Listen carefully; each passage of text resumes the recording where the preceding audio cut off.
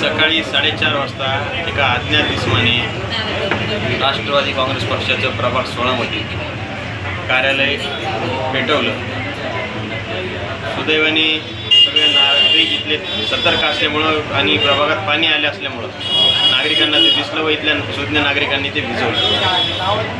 आम्ही याच्यात सुदैव मानतो की मागे आमचे 12 ते 15 कार्यकर्ते पदाधिकारी झोपलेले होते.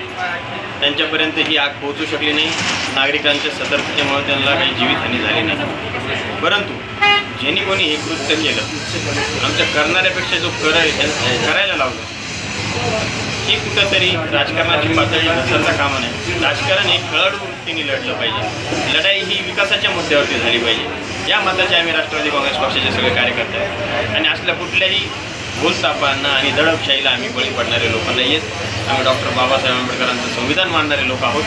निश्चितच संविधानिक भाषेत या सगळ्यांना कडक पद्धतीने उत्तर दिलं जाईल. या संदर्भात काय आपण तक्रार दिली का पोलिसात? हो, पोलिसांमध्ये तक्रार दिली, गुन्हा दाखल होईल काही वेळा आणि पंचनामा वगैरे काय असते ती बाकीची प्रोसिजर पोलीस प्रशासनाने सर्व सतर्कपणे पोलीस प्रशासकाने सगळी कारवाई केलेली आहे.